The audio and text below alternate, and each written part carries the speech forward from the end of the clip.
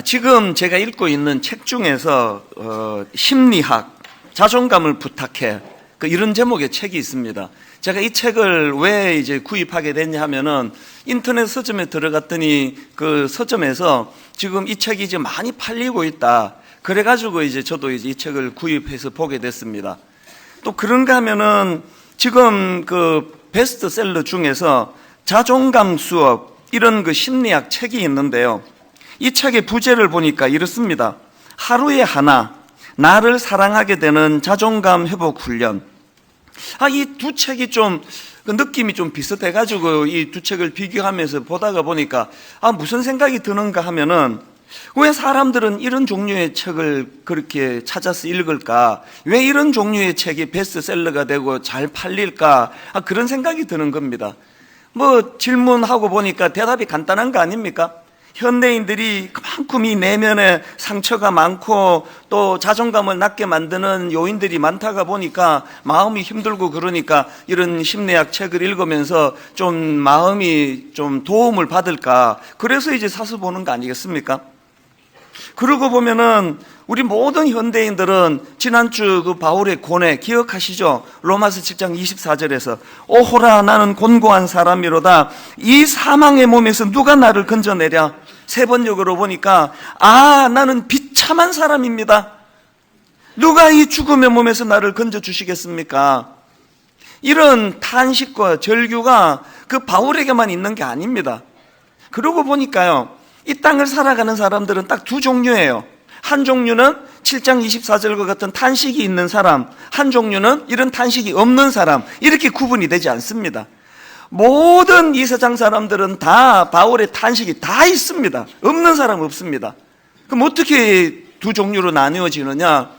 예 없이 그런 탄식이 내 마음에 고뇌로 찾아올 때 바울처럼 바로 25절로 우리 주 예수 그리스도로 말미암아 하나님께 감사하리로다, 그렇게 그리스도로부터 이 은혜를 누리기 위하여 24절 말씀을 25절로 가는 사다리로 연결해서 사용하는 사람이 있고, 또 한 종류는요, 이게 안 되는 사람이에요.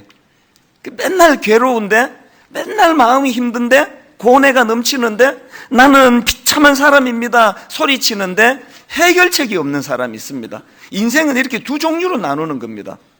바울은 이 두 종류 중에서 전자에 속하는 사람인데요, 그렇게 로마서 7장 25절에서 이제 그 절망적이고 이 사망의 몸에서 나를 건져주신 예수 그리스도에게로 시선을 돌리면서 우리 주 예수 그리스도로 말미암아 하나님께 감사하리로다, 그렇게 노래하고는 이제 로마서 8장으로 가서는 이 그러므로라는 접속사를 가지고요, 그 25절 7장 25절의 내용이 뭔지를 구체적으로 설명하고 있는 게 로마서 8장입니다.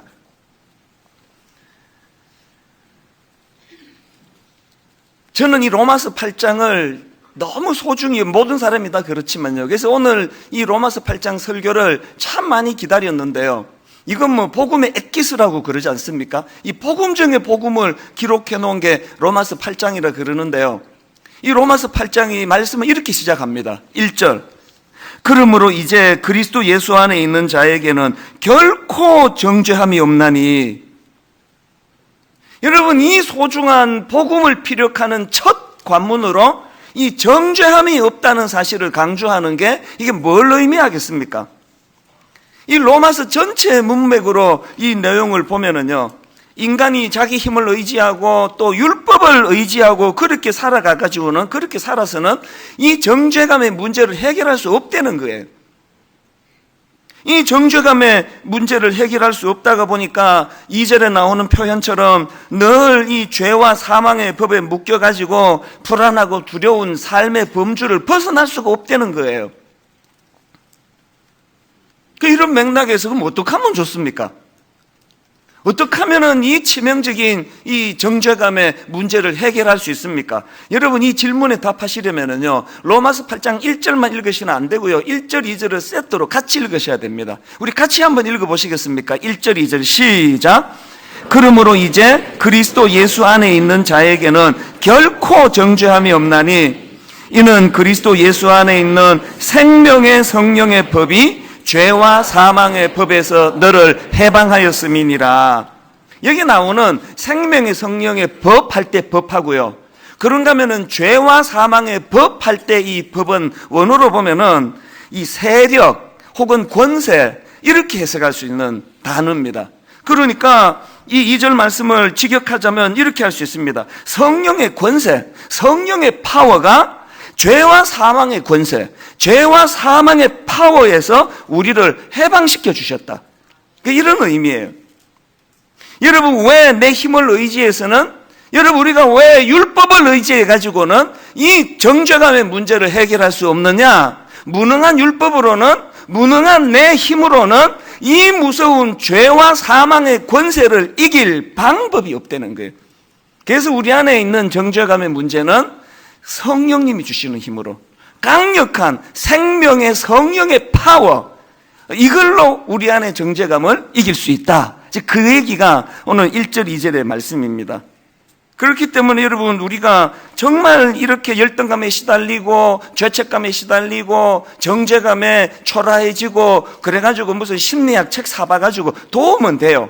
물론 도움은 되지만 심리학 책으로는 근본적인 정죄감이 해결되지 않습니다.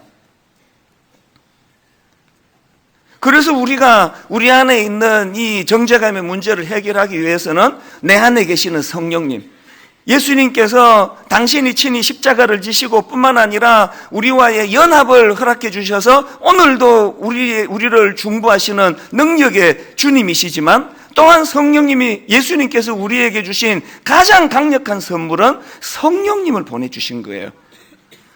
요한복음 14장 18절 예수님 이런 말씀을 하십니다. 내가 너희를 고아와 같이 버려두지 아니하고 너희에게로 오리라. 주님께서는 고아와 같이 버려두시지 않기 위하여 다시 재림주로도 오시고 우리 안에 연합으로 우리와 함께 하시지만 또한 예수님께서는 성령님을 우리에게 보내주신다는 사실이에요. 보내주셨습니다. 예수 그리스도를 믿는 순간 성령님은 내 안에 내주하기 시작하시는 거예요. 이 부분에 대하여 베드로가 정확하게 인식하고 있는데요. 자, 사도행전 2장 37절을 보십시오. 그들이 이 말을 듣고 마음에 찔려 베드로와 다른 사도들에게 물어 이르되 형제들아 우리가 어찌할꼬 하거늘. 어떤 상황인지 아시겠죠? 그렇게 어둠 가운데 살아가던 그 사람들이 빛 대신 복음이 선포되고 빛 대신 주님이 선포되니까 그들 내면에 그 죄로 찌던 자기의 현실들이 다 드러나니까 마음이 괴로운 거예요. 여러분, 제대로 말씀이 선포되고 그 말씀을 제대로 수용하면 마음이 찔리는 게 정서예요. 마음이 아픈 거예요. 그 마음이 괴로운 겁니다. 그래서 이 마음의 고통을 느끼고 있으니까 베드로가 어떤 해법을 제시하느냐, 바로 그 다음 38절을 보십시오. 베드로가 이르되 너희가 회개하여 각각 예수 그리스도의 이름으로 세례를 받고 죄 사함을 받으라. 그리하면 성령의 선물을 받으리니. 여러분, 오늘 예수 그리스도의 십자가로 마음의 찔림을 받습니까? 내 자아로는, 내 육신의 힘으로는, 율법으로는 이 문제를 해결할 수 없다. 마음의 고통을 느끼고 계십니까? 성령님이 계시는 증거인 줄로 믿습니다. 성령님이 내 안에 계셔서 이 정죄감의 문제를 도와주고 계신다는 사실이에요. 마음에 찔림이 있으시면은 성령님을, 내 안에 계시는 성령님을 의지해야 된다는 그 말씀이에요. 그래서 오늘 본문에서 바울이 이 함께 하심을 얼마나 강조하는지 모릅니다. 8장 9절을 보십시오. 만일 너희 속에 하나님의 영이 거하시면 너희가 육신에 있지 아니하고 영에 있나니 누구든지 그리스도의 영이 없으면 그리스도의 사람이 아니라. 또 10절 또 그리스도께서 너희 안에 계시면. 또 11절 예수를 죽은 자 가운데서 살리신 이의 영이 너희 안에 거하시면. 지금 계속 용어를 바꾸시면서 강조하고 있는 게 뭡니까? 그리스도께서는 오늘 우리 안에 연합하시며 우리와 함께 계시고, 그런가 하면은 성령님께서 오늘 우리 안에 내주하시면서 우리를 돕고 계시다는 거예요. 그래서 넌 고아와 같이 버려진 존재가 아니다. 어떤 경우라도 홀로라는 것은 없다. 이걸 깨달아가는 게 신앙생활이에요. 사실 저는 지금은요, 내 안에 계시는 성령님 이런 것들이 많이 이렇게 깨달아지는 게 약화된 걸 느끼면 이게 좀 문제기는 해요. 처음에 30살 때 한국으로 되돌아와가지고 서울에 아는 사람 하나도 없고 교회 정해지지도 못하고 주일날 일어나면은요, 오늘은 어느 교회 가지? 여러분 아침에 탁 눈 떠가지고 갈 교회가 있다는 게 복인 줄 믿으시기를 바랍니다. 저는 진짜 힘든 그런 신학교 1학년 생활을 보냈거든요. 갈 교회도 없고 남의 교회 가서 뭐 예배만 드리고 나와도 그렇고 뭐 그냥 하루 종일 대화할 사람 한 사람 없고 그런 생활을 할 때는요, 내주하시는 성령님 그리스도와의 연합, 이게 실제적으로 얼마나 힘이라는 걸 막 뼈저리게 제가 경험한 게 한두 번이 아니거든요. 어떤 면에서는 지금 오늘 우리가 너무 사람들 사이에 사람 의지하고 이러다가 보니까 그게 믿음이 자랄 수 없는 환경이 아닐까. 오늘 본문에서 바울이 계속 반복해서 강조하시는 것처럼 이제 우리들 삶 속에는 내주하시는 성령님이 함께 계시고 그 성령님이 우리로 하여금 이 정죄감의 문제를 해결해 주시려고 도와주신다. 이걸 기억하셔야 되는데요. 그러면 이제 좀 더 구체적으로, 그러면 우리 내면의 정죄감을 없애주시려고 내 안에 성령님이 어떤 일들을 하시는가 본문을 중심으로 한 몇 갈래로 정리를 해봤는데요. 첫째로는요, 여러분 우리 내면의 정죄감을 없애주시려고 성령님이 하시는 일이 뭐냐? 성령님은 우리 내면의 근본적인 죄책감의 문제를 해결해 주십니다. 제가 이 근본적인이라는 부분을 강조해서 그 표현을 했는데요, 이게 왜 그러느냐? 1절을 다시 한번 보십시오. 그러므로 이제 그리스도 예수 안에 있는 자에게는 결코 정죄함이 없나니. 여러분 여기서 말하는 정죄함이라는 것은 그저 뭐 옛날에 뭐 초등학교 다닐 때 엄마 속여가지고 뭐 노트값 하나 훔쳐 먹은 거, 누구 뭐 거짓말한 거, 뭐 이런 정도의 정죄감이 아니고요. 여기서 말하는 정죄감이라는 것은 결정적인 형벌에 처하는 정죄를 말합니다. 원어로 보면. 그래서 이 정죄함은 저주 혹은 단죄 이렇게 번역할 수 있는 단어예요. 그러니까 여기서 말하는 정죄함이라는 것은 하나님의 사랑에서 완전히 끊어지는 것, 그래서 영원한 지옥 형벌에 처하는 것, 이런 차원에서의 정죄감이에요. 그러니까 여기 나오는 정죄함이 없나니 할 때 이 정죄함을 느끼는 근본적인 두려움은 뭘까요? 저주받고 단죄당해가지고 구원받지 못할 것에 대한 두려움을 말하는 겁니다. 우리가 겪고 있는 모든 죄책감의 뿌리는 근본적으로 하나님의 사랑으로부터 단절해서 오는, 거기서 오는 거 아니겠습니까? 이 문제가 해결되지 않고는요, 심리학 책 읽어가지고는 내 안에 정죄감의 문제가 완전히 해결되기는 어려운 게 여기에 이유가 있는 거 아니겠습니까? 그렇기 때문에 이 모든 내 죄책감의 뿌리를 이루는 로마서 8장 2절에서 1절 2절에서 이 정죄감의 문제를 해결하기 위해서는 삶 속에서 싸워야 돼요. 사단은 끊임없이 우리로 하여금 이 정죄감으로 몰고 가니까요. 저는요, 내 삶 속에서 실존적으로 이걸 많이 경험합니다. 분당 우리 교회 담임 목사로 살아간다는 거 정말 피곤한 삶이에요. 사람들로부터도 정죄를 많이 받고 사람들로부터도 말로 나눌 수 없는 가슴 아픈 일들을 겪는 게 제 위치지만, 사람으로부터 받는 정죄는 그건 뭐 하루 이틀 지나면 다 치료가 됩니다. 근원적으로 사단이 저를 참소하는 것, 견디기가 어려워요. 끊임없이 저로 하여금 정죄감의 자리로 몰고 갑니다. 니까지 이렇게 목사야? 네가 태어나서 지금까지 저질렀던 그 수많은 죄들을 생각해봐. 누가 그 네 설교를 들으려고 오겠냐고. 모르니까 그렇게 순진해가지고 와 있는 거지. 그 더러운 행위들을 다 알면 누가 네 설교를 듣겠냐고. 사단이 저를 참소해요. 미국에 계시는 우리 어머니가 막 맨날 하시는 말씀이, 니 좀 그렇게 설교 좀 하지 마라. 맨날 무슨 뭐 엄청난 죄를 짓다 그러면 사람들이 다 그냥 그 느낄 때 저 인간이 막 엄청 그냥 그 못된 짓을 했구나, 그렇게 생각할 거 아니냐. 너 안 그랬잖아. 어머니는 이제 아들을 아끼는 마음에서 그런 안타까움을 필요하시는데 그거 왜 그러냐. 어머니한테 안 들킨 죄가 많거든요. 우리 어머니도 모르시는. 뭐 유난히 제가 뭐 인간 평균으로 더 많은 죄를 졌다고는 생각하지 않지만요, 그러나 근본적으로 죄 안에 있는 죄책감을 사단은 끊임없이 부추기거든요. 그럴 때면 저는 딱 한 가지 해요. 그런 죄책감으로 사단이 저를 참소할 때 저는 로마서 8장 1절 2절을 암송하고 끝냅니다. 그러므로 이제 그리스도 예수 안에 있는 자에게는 결코 정죄함이 없나니 이는 그리스도 예수 안에 있는 생명의 성령의 법이 죄와 사망의 법에서 나를 해방하였습니다. 내가 왜 정죄함이 없느냐? 네 말이 맞다. 나는 부끄러운 짓 많이 했고 용서받을 자리에 빠졌다. 나는 구원받을 자격도 없는 사람이다. 그래서 내가 정죄함이 없는 것이 아니라 생명의 성령의 법 대신 놀라우신 성령의 파워, 생명의 성령의 파워가 죄와 사망의 파워를 이겨 해방시켜 주셨기 때문에 너는 더 이상 나를 참소할 수 없다. 나 설교하러 간다? 그렇게 강단에 서는 거 아닙니까? 오늘 여러분 성령님의 생명의 성령의 파워가 우리 안에 죄책감을 가지고 공격하는 악한 사단을 묶어버리는 능력인 줄 믿으시기를 바랍니다. 성령님은 의지해서 싸우셔야 돼요. 정죄감과 죄책감과 싸우시는, 또 승리하시는 여러분 되시기를 바랍니다.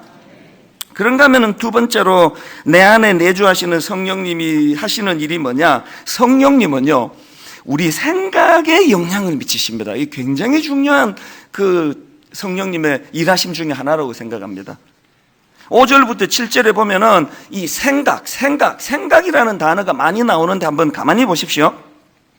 육신을 따르는 자는 육신의 일을, 영을 따르는 자는 영의 일을 생각하나니 육신의 생각은 사망이요 영의 생각은 생명과 평안이니라. 육신의 생각은 하나님과 원수가 되나니 이는 하나님의 법에 굴복하지 아니할 뿐 아니라 할 수도 없습니다.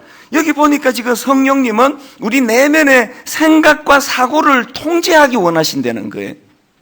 저는 고와 같이 너희를 버려두지 않으니, 이 말씀의 의미는 하나님께서 우리를 홀로 내버려 두지 않으신다는 뜻이지만, 저는 또 한편으로 고와 같이 버려두지 아니하시는 하나님의 은혜를 입으면 고와 같이 그냥 멋대로 생각하고 멋대로 사는 것이 아니라 하나님에 의해, 성령님에 의해 내 생각이 통제되는 경험을 해야 된다는 겁니다. 여러분은 여러분의 생각이 하나님에 의해 통제되고 있습니까? 혈기가 나고 분이 나고 한번 퍼붓고 싶을 때 성령님이 여러분의 생각을 통제하심으로 그거를 억제하고 다스리는 일이 일주일에 몇 번이나 있으십니까? 성령님의 다스림, 우리 생각이 성령님께 통제를 받는 거예요. 이게 얼마나 중요합니까? 여기 6절에 보니까 육신의 생각은 사망이요. 세상의 법은요, 생각으로는 사망 사형 아닙니다. 사람을 진짜 죽여야 그게 뭐 사망이지. 생각만 했는데 왜 사망이라 그러느냐? 왜 그러는지 설명해 드릴까요? 요한복음 13장 2절을 한번 보시겠습니까? 마귀가 벌써 시몬의 아들 가룟 유다의 마음에 예수를 팔려는 생각을 넣었더라. 여러분, 가룟 유다는요, 이 요한복음 13장 2절이 있었던 그날 이후에도 제자들하고 같이 식사도 하고 뭐 최후의 만찬도 참석하고 다 했습니다. 그러나 실제적으로 가룟 유다는요, 요한복음 13장 2절에서 마귀에게 생각을 빼앗긴 그때부터 벌써 죽은 거예요. 오늘 여러분의 생각은 성령님의 다스림 안에 있습니까? 가룟 유다처럼 마귀에게 팔려버렸습니까? 이 생각을 단속한다는 게 얼마나 중요한가 하면요, 여러분 혹시 코타르 증후군이라는 병명을 들어보셨습니까?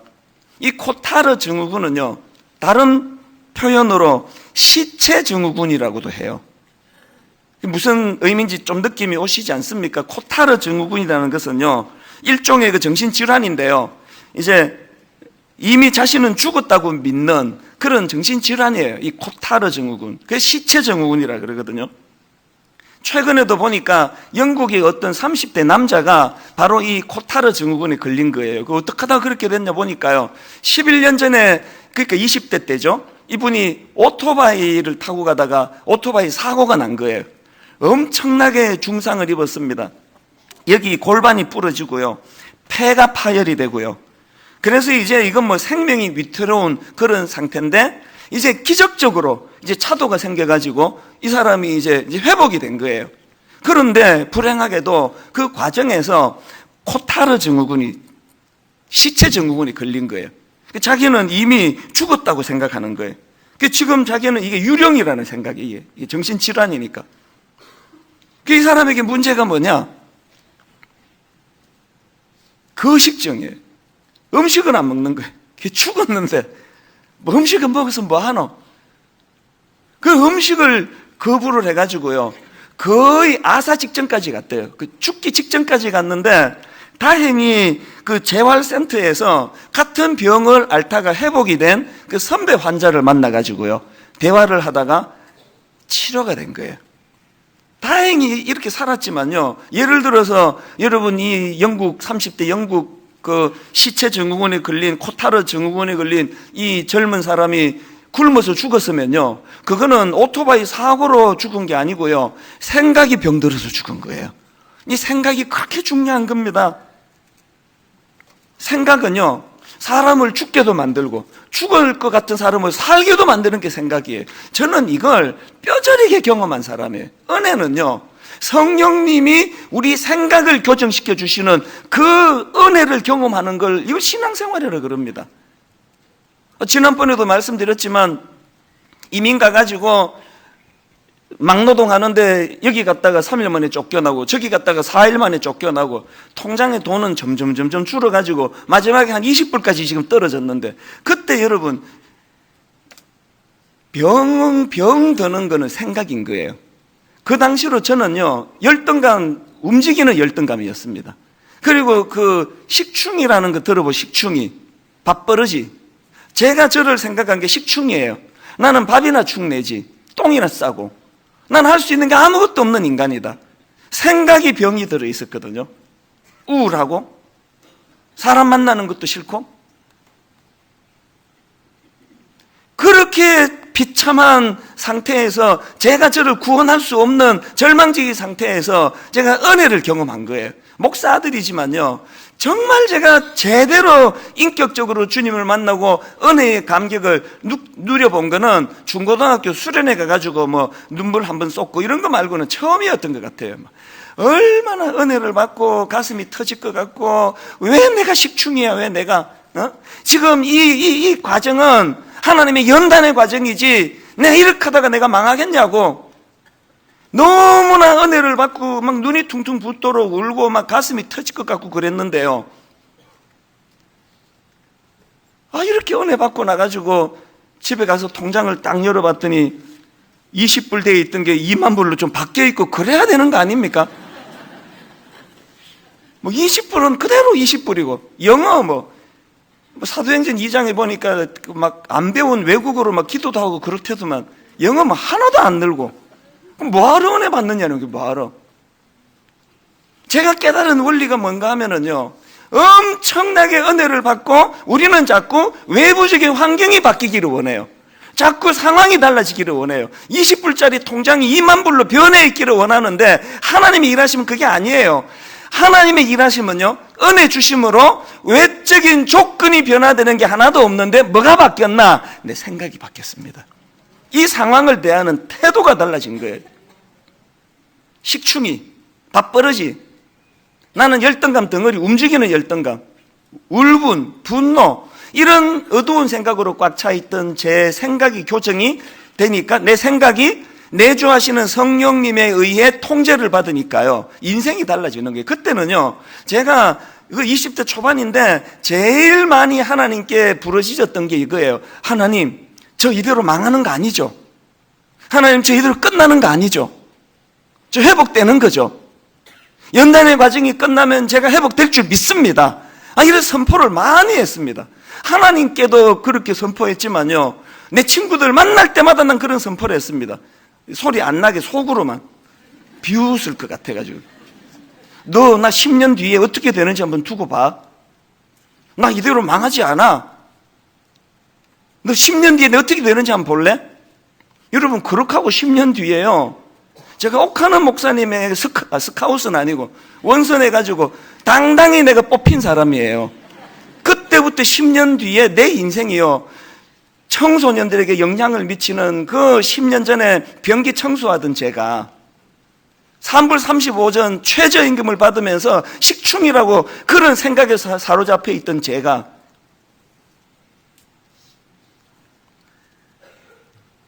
최근에 그 당시로 제가 힘들 때 이제 그 후배, 한국에 있던 후배를 만났는데 일단 그 다 잊고 있었는데 내가 놀라운 일을 했더라고요. 저도 이게 지금 굶어 죽나 마나 이러고 있는데 그 즈음인데요. 제 후배 하나가요. 경제적으로 지금 어려워가지고 이제 이번 학기 대학교 등록을 못했다고 그렇게 이제 기도해달라고 편지가 온 거예요. 제가 그 상황에서 그 후배 학비를 보내줬습니다. 이제 사립대학이 사립대학. 이 친구를 제가 만났더니 하는 말이요. 그때 목사님이 저보고 형이라 부르니까 그때 형이 등록금만 보내준 게 아니고 책 사보라고 용돈까지 해서 보내줬대요. 근데 그 얘기 들으면서 완전히 미쳤구만 내가 지금 없어 죽을 지경인데 그렇게 할 수 있는 담력은 왜 생겼을까요? 생각이 바뀌니까요. 내가 지금 이거 망하는 게 아니고 연단의 과정이니까 여유가 생긴 거예요. 그 즈음에요. 제가 시카고에서 단체를 하나 만들었습니다. 주사실이라고요. 주사실이라는 단체를 만들었습니다. 주사실은 뭐의 약자냐? 주님의 사랑을 실천하는 모임. 그래가지고 돈 얼마씩 이렇게 모아가지고 가난한 사람 도와주자 했는데 그때 내가 제일 가난할 때거든요. 좀 하다가 이제 망했긴 했는데요. 이 시드머니가 안 모여가지고. 생각이 바뀌면 상황이 처량하다고 생각이 처량해지는 게 아니에요. 오늘 여기 저랑 비슷한 과정을 겪고 계시는 분, 외부의 환경 자꾸 바꿔달라고 기도만 하시지 말고 그 기도도 하셔야 되지만 하나님, 내 안에 내주하시는 성령님께서 이 상황과 환경을 보는 내 생각이 교정되기를 원합니다. 생각을 바꾸어 달라고 기도하셔야 돼. 가데스 바네아에서 12정탐꾼이 가나안을 들어가 보니까 딱 10대 1로 나누어가지고 10명은 죽었다. 우리는 이길 수 없다. 그들은 기골이 장대하고 거인이거든요. 우리는 그 앞에 서니까 메뚜기 같다고. 생각이 그렇게 되는 게 생각이. 은혜 받은 여호수아와 갈렙이 자기도 다 보고 온 거 아닙니까? 그 말이 맞거든요. 그러나 생각이 어떻게 바뀝니까? 그 말이 맞지만 그러나 하나님이 저 땅을 우리에게 주시겠다고 약속하지 않았느냐? 그래서 내가 그 눈으로 보니까 그들을 우리 밥이라. 생각이 바뀌는 게 생각이. 저는 내주하시는 성령님이 여러분의 생각을 주장해 주시기를 바랍니다. 틈만 나면 비관하고 틈만 나면 부정적인 생각, 틈만 나면 죄질 생각, 이런 생각으로부터 자유케 하시는 성령님이 내 안에 계심을 확신하고 확정하는 여러분 되시기를 바랍니다. 그런가 하면은 세 번째로 성령님은 또 한 가지 일을 하시는데 그게 뭐냐? 우리를요 거룩한 삶의 자리로 인도하신다는 것입니다. 본문 5절부터 보면은 육신을 따르는 삶, 영을 따르는 삶, 이 대조가 계속 되는데요. 자, 5절, 6절을 한번 보십시오. 육신을 따르는 자는 육신의 일을, 영을 따르는 자는 영의 일을 생각하나니 육신의 생각은 사망이요 영의 생각은 생명과 평안이니라. 여기 나오는 육신을 따르는 자는 육신의 일을 하는데 이 육신의 일이 뭘 말하는지는 갈라디아서 5장에서 잘 설명하고 있습니다. 자, 갈라디아서 5장 19절부터 21절을 한번 보십시오. 육체의 일은 분명하니 곧 음행과 더러운 것과 호색과 우상숭배와 주술과 원수 맺는 것과 분쟁과 시기와 분냉과 당 짓는 것과 분열함과 이단과 투기와 술취함과 방탕함과 또 그와 같은 것들이라. 육체가 맺는 열매를 이렇게 피력하고요. 바로 그 다음에 성령을 따르는 자, 내 안에 성령님이 내주하심을 믿고 성령을 따르는 자들에게 나타나는 열매는 바로 그 다음 나오는 갈라디아 5장 22절에서 유명한 성령의 열매입니다. 오직 성령의 열매는 사랑과 희락과 화평과 오래 참음과 자비와 양선과 충성과 온유와 절제니 이 같은 것을 금지할 법이 없느니라. 내가 믿음이 좋으냐 그렇지 않느냐는 11조 금액으로 결정하는 게 아니에요. 내가 믿음이 좋으냐 나쁘냐를 결정하는 것은 내 안에 성령님의 성품인 거룩의 열매가 맺어지고 있느냐. 오늘날 교회가 왜 이렇게 돼버렸습니까?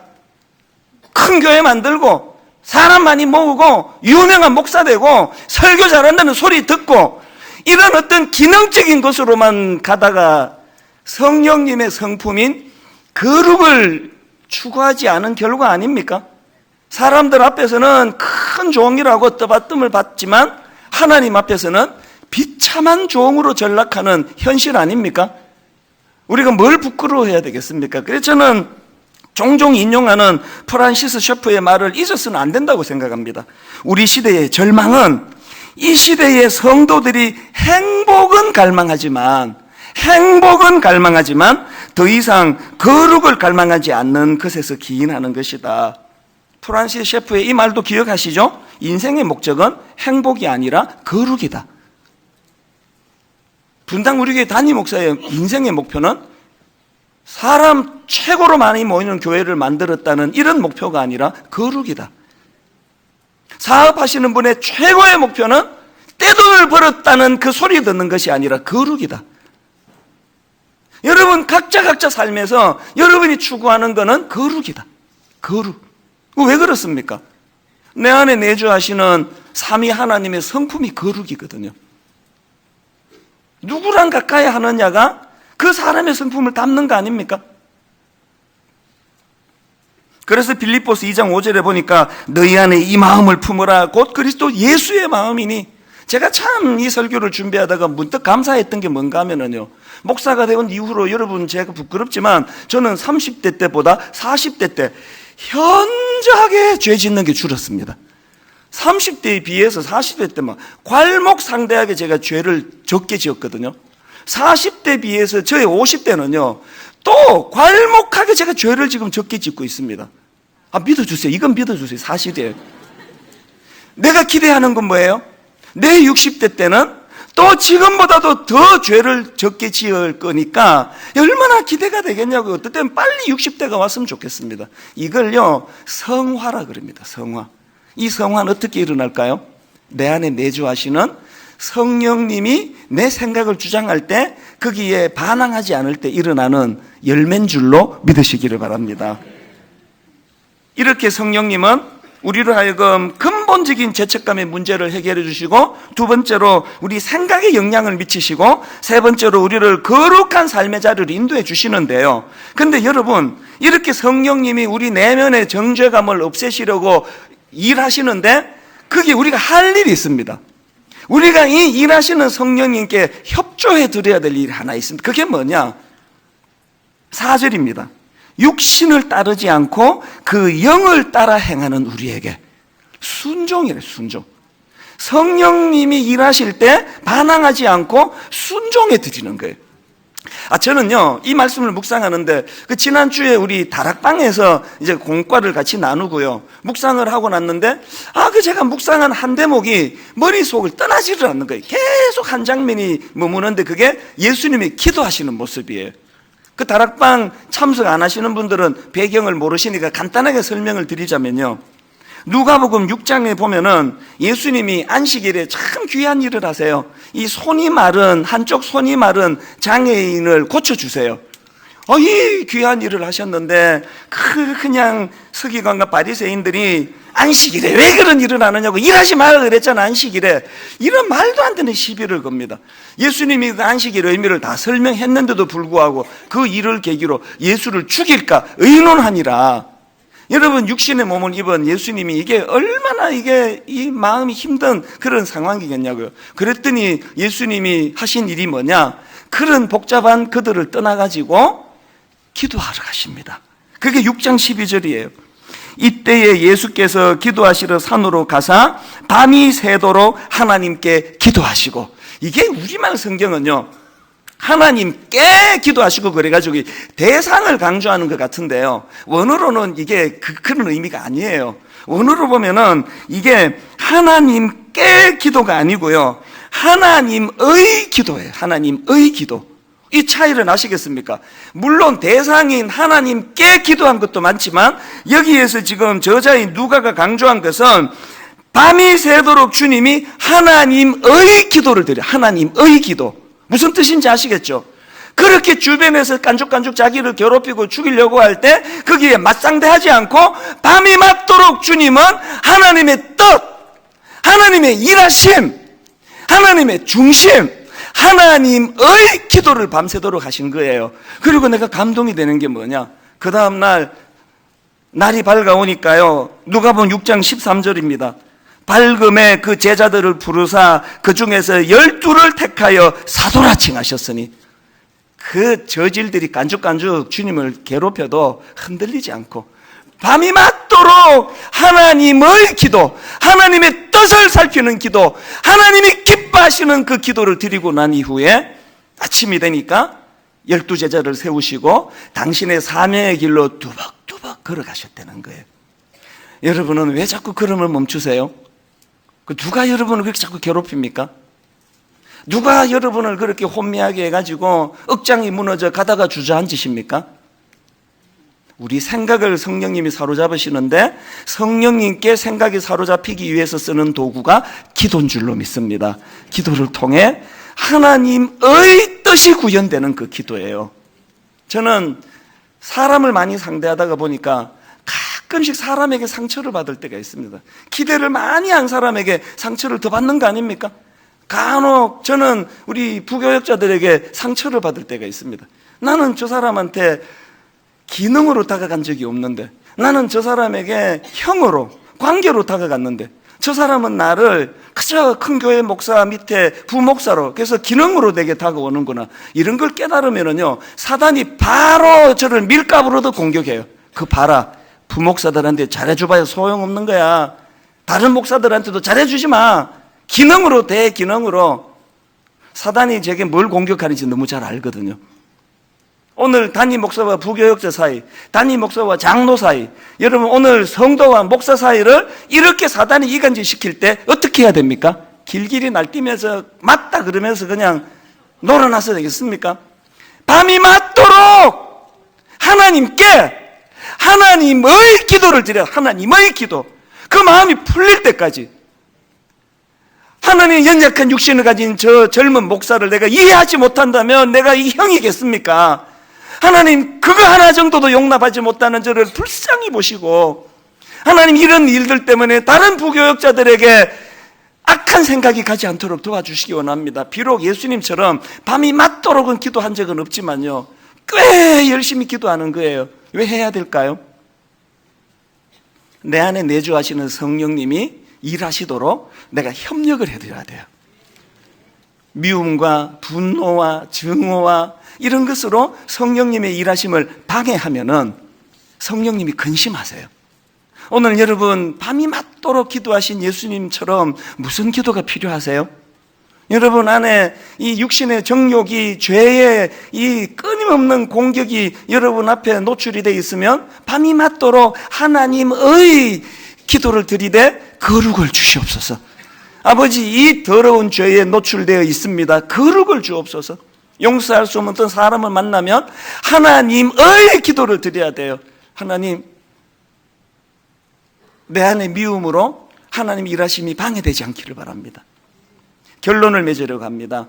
저는 옛날 어른들이 부르시던 이 찬양이요, 내가 매일 기쁘게 순례의 길 행함은 주의 팔이 나를 안보함이요, 내가 주의 큰 복을 받는 참된 비결은 주의 성령이 함께함이라. 저는 이 가사가 너무 좋아요.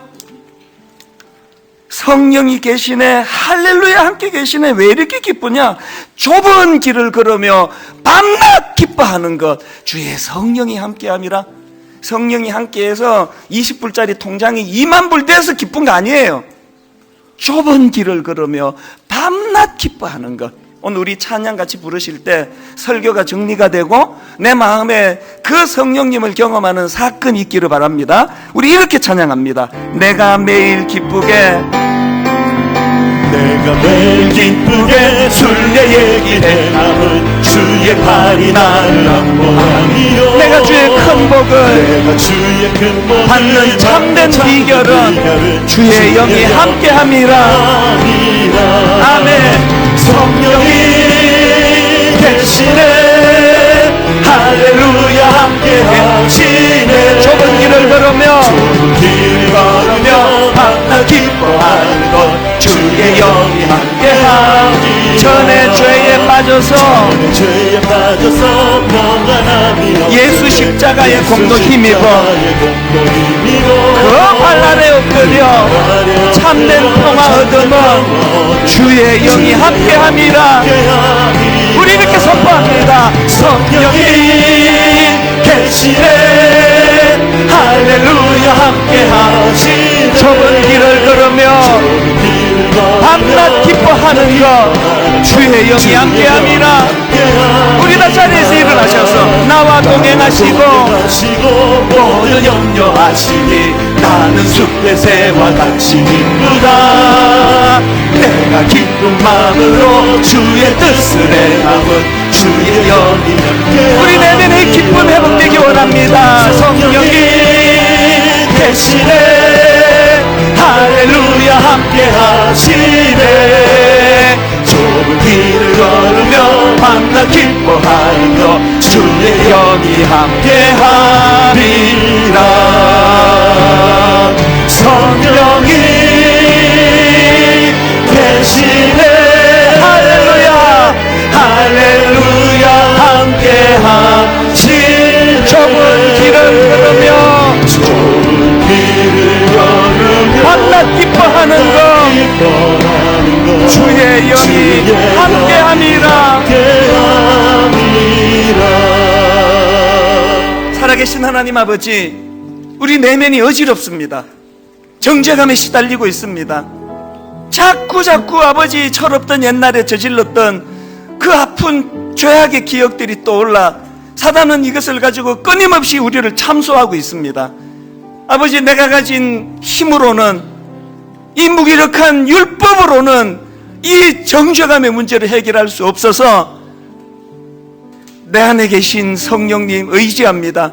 생명의 성령의 능력이 죄와 사망의 능력을 끊고 이겨주시고 우리를 해방시켜 주신 줄로 믿습니다.